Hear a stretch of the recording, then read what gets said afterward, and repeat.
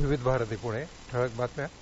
गेल्या वित्त वर्षात भारताच्या वास्तविक सकल देशांतर्गत उत्पादन वाढीचा दर 8.2% राहण्याचा अंदाज सांख्यिकी आणि कार्यक्रम अंमलबजावणी मंत्रालयानं व्यक्त केला आहे. लोकसभा निवडणुकीच्या 7व्या आणि अखेरच्या टप्प्यातील मतदानाला आज सकाळी 7 वाजता सुरुवात झाली. या टप्प्यात पंजाब, चंडीगड, उत्तर प्रदेश, बिहार, ओडिशा, हिमाचल प्रदेश आणि झारखंडमधल्या मिळून एकंदर 57 लोकसभा मतदारसंघांमध्ये मतदान होत आहे. लोकसभा निवडणुकीची मतमोजणी 4 जूनला होणार आहे. पुणे, बारामती, मावळ, शिरूर या 4 मतदारसंघांच्या मतमोजणीची तयारी पूर्ण झाल्याचं जिल्हाधिकारी डॉक्टर सुहास दिवसे यांनी सांगितलं. मतमोजणी दुपारी 4 वाजेपर्यंत पूर्ण होईल अशी आशा त्यांनी व्यक्त केली.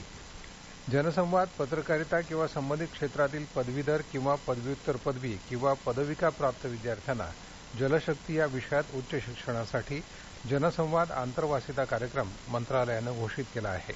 निवडक उमेदवारांना जलस्रोत, नदी विकास आणि गंगा पुनरुज्जीवन या विभागांमध्ये काम करावं लागेल. बंगळुरू इथल्या राष्ट्रीय मानसिक आरोग्य आणि चेताविज्ञान संस्थेला आरोग्यविषयक प्रसारासाठी जागतिक आरोग्य संघटनेनं यावर्षीचा नेल्सन मंडेला पुरस्कार जाहीर केला आहे. आरोग्य आणि कुटुंब कल्याण मंत्रालयाच्या अंतर्गत राष्ट्रीय स्तरावरील ही महत्वाची संस्था कार्यरत आहे. या संस्थेतून आजवर 1000हून अधिक मनोविकार तज्ज्ञ आणि सुमारे 600 चिकित्सालयीन मानसशास्त्रज्ञ आणि परिचारक तयार झाले आहेत.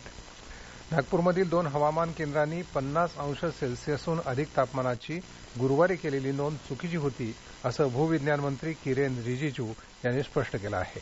इलेक्ट्रॉनिक संवेदक निकामी झाल्यामुळे हे चुकीचं तापमान नोंदवलं गेलं आणि याची पुष्टी पुणे वेधशाळेनं केली आहे. पुणे आणि परिसरात आज आकाश दुपारनंतर ढगाळ राहील. कमाल 38 अंश तर किमान 25 अंश सेल्सिअस तापमान राहण्याचा अंदाज पुणे वेधशाळेनं वर्तवला आहे. या होत्या आतापर्यंतच्या ठळक बातम्या. यानंतरच्या ठळक बातम्या सकाळी 10:58 मिनिटांनी.